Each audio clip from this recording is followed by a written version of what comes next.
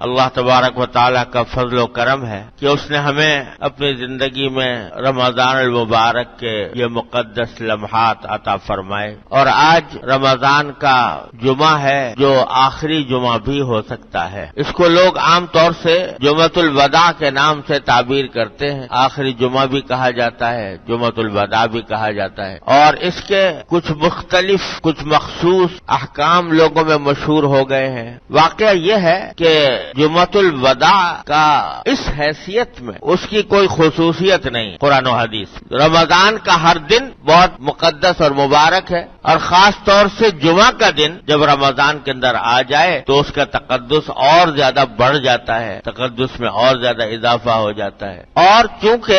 آخری جمعہ میں کے بعد پھر کوئی اور جمعہ رمضان کے اندر آنا نہیں ہوتا، اس واسطے اس کی اہمیت کسی درجہ اور بڑھ جاتی ہے کہ پھر یہ جمعہ رمضان میں شاید نہ ملے۔ لیکن اس کو کوئی تہوار سمجھنا یا اس کے کوئی خاص احکام قرار دینا کہ وہ جمعۃ الوداع کے اندر خصوصی طور پر فلاں نماز پڑھی جائے گی، فلاں عبادت انجام دی جائے گی، ایسا کچھ قرآن و حدیث میں سے ثابت نہیں۔ ہاں، رمضان کا ہر دن قیمتی ہے، ہر لمحہ قیمتی ہے، اور خاص طور سے جمعہ اور زیادہ قیمتی ہے، آخری جمعہ اور زیادہ قیمتی ہے کہ اس کے بعد پھر شاید نہ آئے، لیکن اس کے کوئی الگ سے احکام قرار دینا، اس کو تہوار سمجھنا، یہ اس کی کوئی اصل قرآن و حدیث میں موجود نہیں۔ ہاں، البتہ یہ ایک حقیقت ہے کہ جب آخری جمعہ آتا ہے تو اس وقت میں آدمی کو دو قسم کے کام کرنے چاہیے جب رمضان رخصت ہونے والا ہو۔ ایک تو اللہ تبارک و تعالیٰ کا شکر ادا کرے کہ اس نے اپنے فضل و کرم سے یہ رمضان کی گھڑیاں ہمیں اپنے فضل و کرم سے عطا فرمائیں۔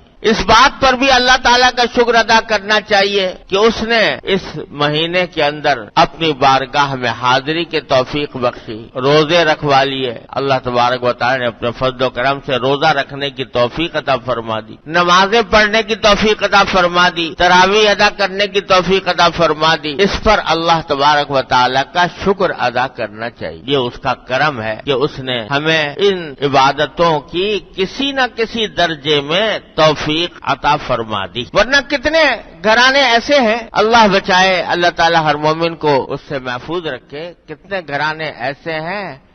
جن میں پتہ بھی نہیں چلتا کہ کب رمضان آیا تھا اور کب نکل گیا، کب چلا گیا، نہ روزے کا اہتمام، نہ نمازوں کا اہتمام، عام مہینوں کی طرح یہ مہینہ بھی گزار لیتا۔ اللہ تعالیٰ کا فضل و کرم ہے، اس کا شکر ہے کہ اللہ تعالیٰ نے ان میں ہمیں داخل نہیں فرمایا اور روزہ رکھنے کی توفیق عطا فرمائی، نماز پڑھنے کی توفیق عطا فرمائی، تراویح کی توفیق عطا فرمائی۔ یہ سب اللہ تعالیٰ کا فضل و کرم ہے، اور اس سے یہ امید رکھنی چاہیے کہ انشاءاللہ یہ اس کی اپنی بارگاہ میں وہ قبول فرمائیں گے، اور ہماری کوتاہیوں کے باوجود، ہماری ناقدریوں کے باوجود اللہ تبارک و تعالیٰ اپنے فضل کا معاملہ فرما۔ اللہ تعالیٰ کی رحمت سے یہی امید ہر مومن کو رکھنی چاہیے۔ ایک تو کام کرنے کا یہ ہے شکر اللہ تعالیٰ، دوسرا استغفار اور توبہ۔ کیا کہ توفیق اللہ تعالیٰ نے تو عطا فرمائی، لیکن ہم نے جس طرح عبادتیں انجام دیں ان میں نہ جانے کتنی کوتاہیاں، کتنی غلطیاں، کتنی خامیاں تھیں، تو اس پر اللہ تعالیٰ کے حضور استغفار۔